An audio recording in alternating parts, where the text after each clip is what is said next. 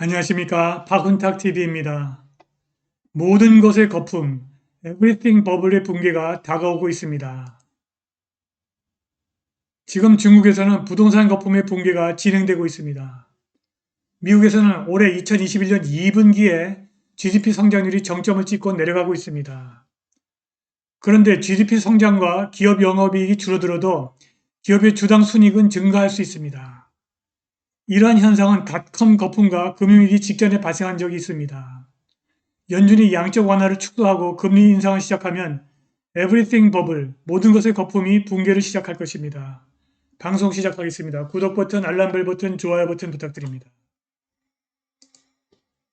헝다가 부도를 방지하기 위해서 일부 이자를 지불했으나 결국 부도를 낼 수밖에 없는 이유가 있습니다. 학술저널 Foreign Policy가 헝다 위기와 북경의 가능한 조치에 관해 보고했습니다. 중국 공산당이 경제에 미치는 악영향을 막기 위해서 기업의 부도 사태에 개입할 것이란 예측은 상식이었습니다. 실제로 올해 초 북경 정부는 부도의 전염을 차단하고 현금 흐름 안정을 위해서 국영은행들에게 부도 위기에 몰린 차이나 후아롱 에셋 매니지먼트에 대출을 하라는 명령을 내렸습니다. 후아롱의 역외 미국 달러 채권은 2020년 재무 결과를 발표하지 못하면서 가치가 하락했고 이 회사는 4월에 주식 거래를 중단했습니다. 그렇다면 왜 북경은 헝다 구출을 위해서 개입을 하지 않을까요? 포린 펄러시는 답은 부문, 섹터에 있다고 말합니다.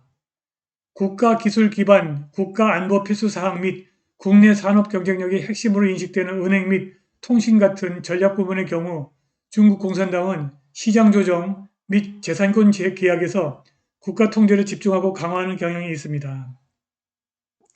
덜 전략적인 부분의 경우 북경은 규제를 완화하고 시장 거버넌스를 지방정부, 기업 및 부문협회, 기타 시장 행위자에게 분권화하려는 의지를 보여왔습니다.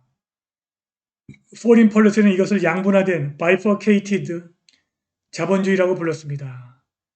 헝다는 국가 기술 기반 및 국가 안보에 대한 전략적 가치가 더 중요한 부문보다는 낮다고 인식되기 때문에 헝다의 미래는 권위주의 통치를 유지하기 위해서 국내 정치적 통합과 정당성을 추구하는 북경의 중앙정부보다는 지방정부와 기업 이해관계자에게 달려 있습니다. 헝다가 현재의 미지급 부채를 상환하기 위해서 더 많은 자금을 어디서 얻을 수 있을지는 알 수가 없습니다. 지방정부와 비즈니스 이해관계자들은 돈을 잃는 것을 좋아하지 않습니다. 헝다가 곧 파산하지 않을 것이라고 믿기가 어렵습니다. 중국 부동산 시장은 규모가 세계 최대입니다.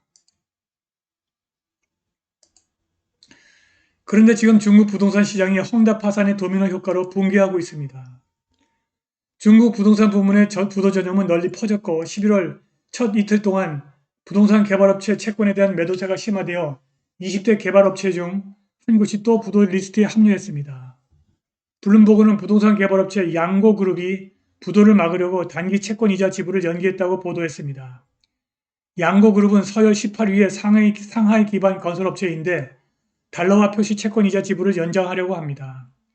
양고의 주가는 월요일 선전에서 9%까지 하락해서 7년 만에 최저를 기록했습니다.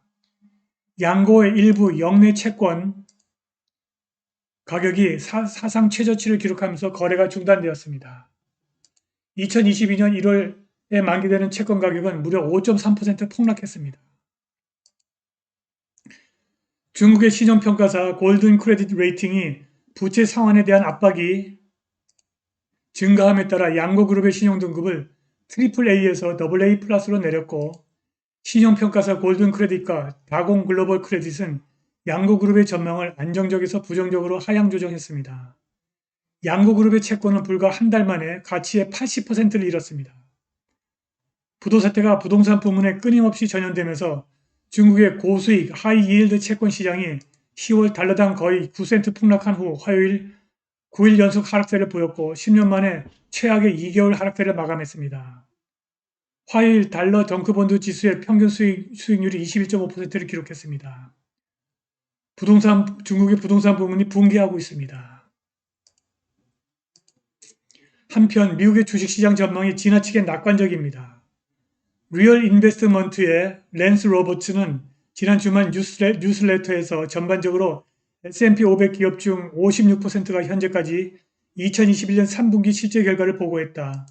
이들 기업 중 82%가 추정치를 상회하는 실제 EPS를 보고했으며 이는 5년 평균 76%를 상회한다. 종합적으로 기업은 예상보다 10.3% 높은 수익을 보고하고 있는데 이는 5년 평균인 8.4%를 웃도는 수치라고 말했습니다. 실적은 참으로 인상적이지만 2021년 2분기가 한동안 성장의 정점을 기록할 것입니다. 한 가지 특별한 이유는 경제 성장과 인플레이션 추세의 전망이 낙관적이지 않다는 것입니다. 자, 블룸버그 조사표입니다.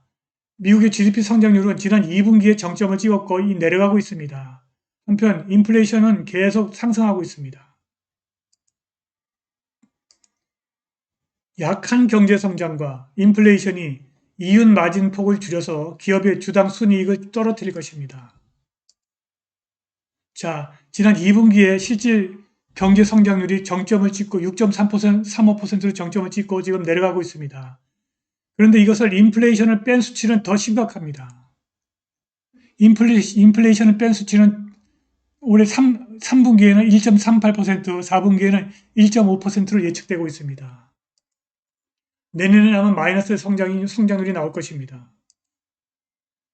GDP 성장률이 이렇게 떨어지고 기업의 영업이익이 증가하지 않거나 줄어들어도 기업이 자산을 매각한다거나 자사주 매입과 자사주 소각으로 발행 주식 수를 줄이면 얼마든지 주당 순이익 EPS를 증가시킬 수 있고 이에 따라 주가가 상승할 수가 있습니다.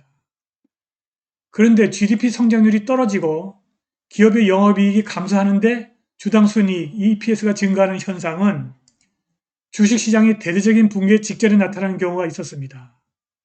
현재 기업의 수익 기대치 (earnings expectations가) 가장 큰 편차 중의 하나로 연간 기하급수적 성장 추세를 초과하고 있습니다.